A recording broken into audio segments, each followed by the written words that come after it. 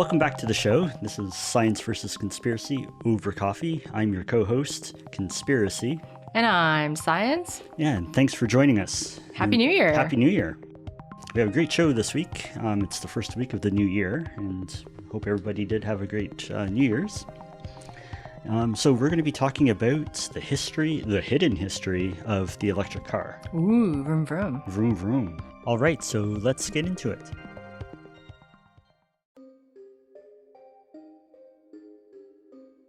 Marketing can make or break a company and its products. Steve Jobs is a prime example of how brilliant marketing can revolutionize a business and disrupt an entire industry. Apple changed the world by changing how we interact with technology and each other. In contrast, the electric car had a series of marketing missteps 100 years ago that changed the landscape of transportation. Wait, did you say 100 years ago? 100 years ago. I was surprised too. Okay. And actually, it's over 100 years. What? Yeah. Okay, enlighten me. This is interesting. I didn't know this. All right, so brew some coffee, pull up a chair, and open your mind. Today on Science versus Conspiracy, we will be discussing how a marketing misstep changed the course of the electric vehicle over coffee. All right. When you think of electric cars, Tesla, Nissan Leaf, and possibly the Chevy Bolt are the names that come to mind right away. Prius. Oh, and the Prius. It's yes. a hybrid, I guess. But it's a hybrid, yeah. Still. Yeah, Tesla is the big one that first comes to mind. Exactly. And it seems like it's a brand new technology to most people. Yeah. And governments around the world are jumping on the bandwagon to electrify the entire vehicle fleets. It's electrifying. Let's electrify it. No, that's not what I said. I was doing grease lightning. Oh. It's electrifying. Sorry. Actually, that's not from Grease Lightning. It's just Grease. Just Grease? Yeah. Oh, shame on me. Shame on you. You haven't seen it? I haven't seen it. You've never seen Grease? I've seen bits and pieces of Grease, but I've never seen the full movie. Oh, lords. Okay, we have to rectify that. But anyway, I digress. The technology of electric cars actually dates back to the 19th century. Wow. Can you believe it? No. A time when horse-drawn carriages were the main mode of transportation, and electricity in homes was still pretty much a luxury. So it's crazy to think that in 1832, a guy by the name of Robert Anderson developed the first crude electric vehicle. What? 1832. No way. Yeah. But it wasn't until the 1870s, when electric cars became more practical. That's still an amazing accomplishment when you think about it. Okay, so are you going to tell me any more about this Robert Anderson guy and what he did in 1832? Well, the first official electric vehicle was built from a modified Starling tricycle. Okay. So picture a tricycle, two big wheels at the back and a wheel in the front. And instead of like the handlebars, it had like levers to control, I guess, speed and direction. Okay. And how was it electric? Underneath the seat, where it was a one-passenger vehicle, so right underneath where the person would sit, there was a bunch of batteries. Wow. All connected together to power it. Wow. It only got 25 miles per charge, and it topped out at 9 miles per hour, but still. It's still something. It was still something. You know what that sounds like? That sounds like a kid's science fair project, and I love it. Strapping a bunch of batteries to the undercarriage of their tricycle. Yeah, exactly. I know this is a bigger trike for a grown-up, but still, like... Yeah, but the same principles apply there. That's amazing. Yeah. Okay. So that was kind of the birth of an electric vehicle. Wow. Yeah. 9 miles an hour. 9 miles an hour. That's awesome. Yeah. So in 1908, the Fritchel Model A Victoria was developed. Huh. And it actually is advertised the same amount of miles as the modern Nissan Leaf. What? Yeah, at 100 miles range. Really? Yeah. It had a 28-cell lead acid battery weighing 400 to 600 pounds. And the battery could last up to 100 miles on a single charge. Wow. Before it had to be replaced for about $208, roughly $5,200 in today's dollars. Okay, so $5,200 in today's dollars. Yeah, to replace the battery. And what's the cost of a Tesla battery these days? Well, that's the thing. You can't, as far as I know, you can't replace an electric car battery. That's right. Yeah. That's one of the problems. If you guys haven't listened yet to our podcast where we talk about like just how green supposedly an electric car is, you guys should go back and listen to that because we actually talk about that. Yeah, we'll leave a link in the show notes for that. Yeah, that's right. Yeah. But yeah, they can't replace the batteries. Yeah. Whereas this Fritchel, you could. You could. Okay. Yeah. It was expensive. Sure. But it could be done. And apparently it was powerful enough to tow an Oldsmobile. Oh, really? Yeah. And one of the coolest features is the regeneration system. And not like the Doctor Who regenerating. The regeneration system worked by the car when the car would roll downhill. Yep. And if you were coasting, it would turn the motor into a generator and slowly recharge the battery. Little bit by little bit. That's very cool. That's like the KERS system in F1, the kinetic energy, like where they harvest. That's so cool. Yeah, so I don't understand why. I mean, maybe it is. I don't know for sure, but that would be something that would be should be well advertised if that is something built into electric cars. Yeah. Do the modern ones do that?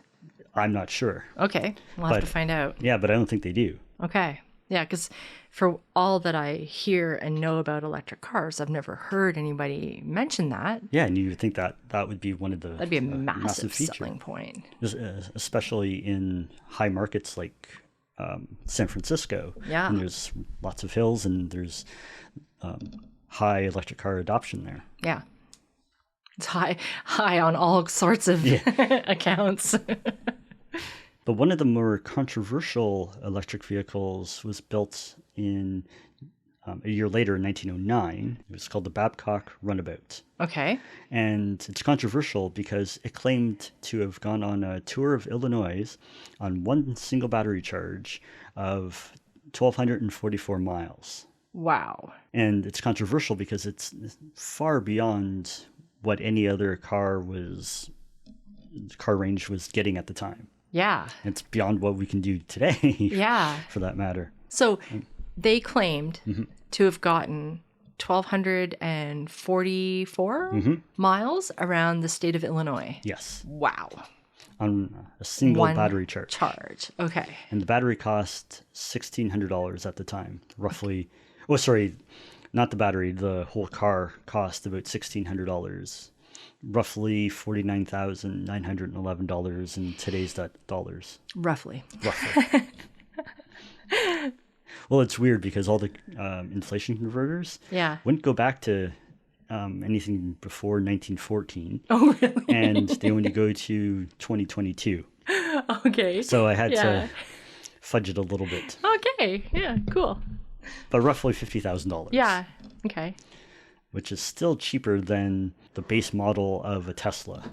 Yeah, because that's about 60 or 65, isn't it? Yeah, so just as a comparison, the Tesla Model 3 was $59,990. Oh, wow. In Canadian dollars. That's without adding like any other features. When you load up the website and buy now, that's what comes up. Okay. Mind you, today's modern Tesla is a lot more luxury than Babcock Runabout. Runabout, yeah. I'm sure it was. But anyway. Right. There's obviously quite a bit of difference in the vehicles and everything. Yeah. But the Tesla gets 576 kilometers or 358 miles per single charge. Okay, and so these folks were claiming 1244. Yeah. Okay. Way back then. So has that been somehow verifiable? Or? It is and it isn't. Like people, the actual vehicle is in New York at one of the museums there. Oh, cool. On display. But from what I understand, the route that they took may or may not have been as long as they said. So that's kind of where the discrepancy comes in. Ah, okay. But still, they went a huge distance on a single battery charge, apparently. That's incredible. Now, going back a little bit, because we're at 1909 now. Okay. So we just have to go back a little bit to 1897 again. Okay. And the best-selling car in the U.S. was actually an electric vehicle. In 1897? In 1897. What was it? Who made it? The Pope Manufacturing Company, Columbia Motor Carriage. I thought you were going to say the Pope made it. Yeah, the Pope Mobile. By the turn of the century, steam-powered vehicles actually took over and outsold all the other technologies, Okay. selling 1,681 units compared to 1,500, so there was close selling between steam power and electric. Wow. And gas-powered was under 1,000 units. Wow. 936. That's wild. Yeah. In 1903, the Olds Motor Company, or Motor Works, Oldsmobile, finally pushed the gas-powered vehicles to the top of the sales charts. Okay. Okay, so at this point, we have 3 or 4 major ways of powering motor vehicles. Right. So we got steam, we've got electric, Mm-hmm. and we've got gas. Yep. Okay. And so ethanol is another form. And that was gaining traction in the more rural communities, with farmers being able to produce their own for their own farm equipment. It's like moonshine for your car. Exactly. But because of prohibition, and I'll get into that in another episode, because there's a whole conspiracy theory about John D. Rockefeller and his push for prohibition, and why ethanol wasn't a viable source of fuel. Okay, I'm looking forward to that. Yeah. And it was about this time, like 1903, 1904, when electric vehicles kind of started taking these missteps. Okay, so tell me about that. In the late 1890s, there was these 2 business partners, Petro Solomon and Henry Morris, and they were developing a business plan and an electric car, but it was an electric cab. Okay. Called the Electrobat. Electrobat. Electrobat. It was created in Philadelphia in 1894. So they started working on it in late 1890s. Okay. And then by 1894, they had a proof of concept ready. Okay. They were both electric vehicle proponents, and in a speech in 1885, Solomon, he described the gas-powered vehicle as marvelously complicated, with its many chains, belts, pulleys, pipes, valves, and stopcocks. One or another of them will always be out of order. I'm paraphrasing, but you get the idea. Okay. So it's very complicated, Yeah. is what he's saying. Yeah, so not unreasonable to think that it'll fall apart. It will fall apart easily. And so that was before they had the proof of concept for their Electrobat. Exactly. Okay. And I, from what I understand, electric cars, and even today, they're somewhat less complicated, less moving parts Than a gasoline car. than a gasoline car. Okay. So the 2 men refined their design over the next couple of years, and then they unveiled in Manhattan in 1897 their taxi service, with dozens of vehicles ready to serve thousands of people in their first month. Cool. Was there a bat logo on it? Where did the bat come from? In the name Electrobat. Yeah, I'm not sure where that came from. It should have a bat logo, though. Yeah, that'd be fun. Yeah. A bat with like little lightning bolts Zzz. for wings. Mock it up. Okay, go ahead. But unfortunately, the design was flawed because they had a limited range and they needed to be recharged every couple of hours. Okay. But recharging took hours to do. Oh no. So this is a huge problem if you have your whole business built around being out in the public, driving around all day. Yeah, for sure. Recognizing that they had this issue, a team of engineers devised a way to swap out the batteries. Okay. And they had a battery depot at 1684 Broadway in New York. Cool. And this battery swapping could be done in minutes, and they would pull in, swap it out, new battery, and then the car could go on again, and then they could take their time recharging the battery. Quick pit stop. Yep, quick pit stop. Okay. That's cool. Yeah, but unfortunately, there's like one misstep after another. Yeah. Because there was mismanagement in the company. They had it franchised, and the franchises they didn't know what they were doing really. So they were losing money. Oh no. People started buying their own cars. So they didn't really need the taxi service. Okay. I guess they were becoming more affordable, and people were buying their own private cars. Okay. And the private cars that people were buying were gas-powered cars. Yeah. And this is kind of where the big misstep happened, is that the range. Okay. With the range, you could go far greater distances, and in a petrol car. Yeah. And they were advertised as a adventure vehicle. Oh, funny. Yeah. So the sedans of the day were adventure vehicles. Because you could go further in them. Yes. Okay. So electric cars peaked at 1910. That's just bizarre, though, to even have that sentence out there. Mm-hmm. Electric cars in 1910 peaked. They peaked. So is this where the marketing missteps were coming in too? Yeah, because they were adventure vehicles made for what at the time made for men, because they were seen as being more mechanically inclined and being able to work on their vehicles, and they liked tinkering. So the gas-powered vehicles were becoming more reliable, and they were able to fix things on. And a lot of men didn't want their women to drive. Exactly. That was the other thing, that it was another way of controlling their women, how far away that they can go. Yeah. Because the marketing misstep here, what I see is that electric car companies started advertising them as cars for women, like electric cars. Oh, you're kidding? No. Are you serious? Yeah. I had no idea it was going there. Back around that time, it was seen as a simpler vehicle. Women could operate it without any trouble, and they could just go to the store and back.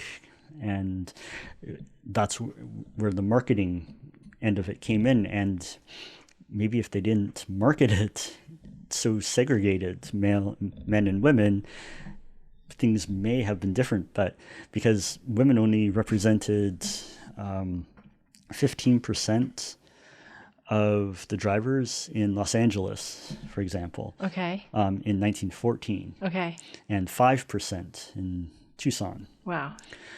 So very few women were buying or able to drive. Yeah. Like I said, as the technology advanced with petrol-based vehicles, electric cars kind of died out, and the amount of women that were buying or even able to drive was so low that the business plans of these electric car companies just kind of failed. And even car companies like Ford, who is also developing alternative fuel sources, like they had an electric car and they had an ethanol-based car. They did? They did. Okay. And I'll get into that in the other podcasts when we talk about the alcohol prohibition. Okay. But there were other car companies that were making electric vehicles alongside gas-powered cars. Okay. And the business just wasn't viable. They weren't making enough money to continue the research and to continue production of these electric cars. Right. Not to mention, like, the batteries, they were still lead acid batteries, which is different than the lithium ion batteries that we have today that are far more efficient. Sure. But just thinking, like, 100 years ago, if we had to have developed the technology and the battery capabilities way back then, where we could be today, like, we could actually be something that would make sense, or we might not even know about what it's like to have a gas-powered car. That's so bizarre to even think about, because that's what our society is built upon. And that was the whole thing about how the motor vehicle really got going, was like in large cities like New York City, where there was like hundreds or like 300,000 horses in the late 1800s. I can't even imagine that. Yeah, and there's a report that going from It must have been very stinky. yeah. Let me find it here. So much poop on the road. Yeah, like streets were blocked by horse manure. Oh God. And you couldn't pass. Yeah. And the smell. Oh God. Yeah, it was disgusting. So a lot of people brought up back then with gas-powered cars about the environmental impact on gas. So like that conversation isn't anything new. Right. They were talking about it way back then. But the benefits of automobiles and gas-powered cars outweighed the downsides of that technology right now at that point. At that time, yeah. At the time in the 1900s or 1910s, whatever it was. Yeah, because they could get rid of all the horses, all the poop, and all the disease that went along, that goes along with it. That's true. Yeah, people don't think of that part of it. Yeah, but there was like 500,000 or 300,000 horses in New York City alone. That's just wild to think about. Yeah. So the electric car and all these different, like the steam and gas powered, they were different technologies, all kind of competing at the same time. But electric proved to be, back then at least, kind of the best solution because it was simple to use. The range was fine for what they needed at the time. Right. And they were fairly, I guess, inexpensive. Like today, like $50,000, $60,000. But if that, excuse me, if the technology kept improving, our electric vehicles might not be $80,000, $80,000 today. Can you imagine how different things would have been if they had said, well, first of all, if the society back then hadn't been quite so patriarchal and, trying to control the women with that big, huge marketing misstep by saying that the electric cars are ideal for women to just go on their little shopping runs. Yep.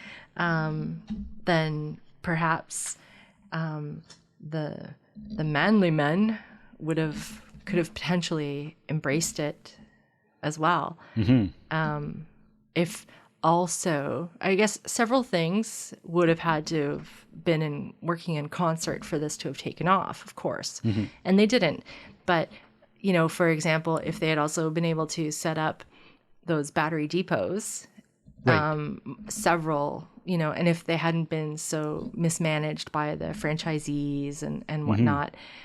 But even the battery depots, like with the batteries being pulled out, it could be like the propane tank. You return a can, and you get another battery. Yeah.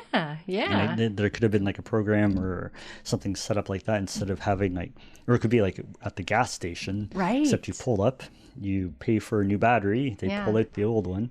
Just another option. Yeah. You want regular, diesel, or battery. Yeah, exactly. Instead of the Tesla charging stations that we have all over the place now and stuff. That's so wild to think about. Yeah. Wow. Yeah, so it's been around for over 100 years. Honestly, I had no idea. Yeah. That just boggles the mind to think that they had actually been so relatively advanced at the time, only to see it completely fall away. Yeah, and some people are thinking that because it was so advanced, the technology was so advanced, that how did it get developed so quickly? Because the time frame for research and development to create the cars and the batteries didn't really flow at a reasonable rate. Like it was quicker than normal. So where did the technology come from? Was it the Incas? It must be. Our kid was just talking about the Incas, just a little backstory, and how quickly they advanced through their stages of civilization. So that's a little inside joke in case our kid ever listens to this, and I don't think she will. Yeah. But we love her anyway. So I'm not going to get into any of those conspiracy theories. Yeah. Because honestly, I don't know. I haven't really read too much more about that. But if folks are interested, they could request it, and you can look more into it. But there are those who think that there might be something, perhaps extraterrestrial, advanced human, something hidden, some hidden technology that we're not being made aware of. So, other than the conspiracy theory part of it, why do you think? And I don't know if you have an answer, but like, why do you think nobody really knew about this history of the electric car? Because I was completely unaware of it. And I was unaware until a couple weeks ago when I came across something on Twitter and then started looking into it. Yeah. I'm not sure, because I think it's being billed as this advanced new technology that it's going to revolutionize and change the world. If we electrify, if we buy electric cars, and all the sins of the world will go away. And Elon's taken all the credit for it. Yeah. But maybe, and I don't know. And there's another, I guess, aspect of that with the conspiracy technology part of it, that somebody wanted to have it buried because just having it buried. Maybe it wasn't as much of a government scheme moneymaker as all of the fallout from gasoline cars. That's one of the theories with the ethanol-based fuels. Okay. All right. Well, I look forward to hearing about the prohibition and the ethanol discussion that you're going to have. Yeah, it's quite interesting, and some people have debunked it, but we'll get into that as well. Ooh, debunking. Debunking. I like debunking. But I guess we'll leave it there today. Okay. So thanks everyone for tuning in. If you like the show, please subscribe and share it with your friends. Visit us on Patreon. Yep, we'll leave a link down below. Until next week, remember, being paranoid is smart. But also, it's important to stay curious but rely on the facts. Take care, everybody. Bye-bye. This week's episode of Science vs. Conspiracy Over Coffee was produced by Lethologica. Research and writing was done by Bob Homer and Jennifer Timer.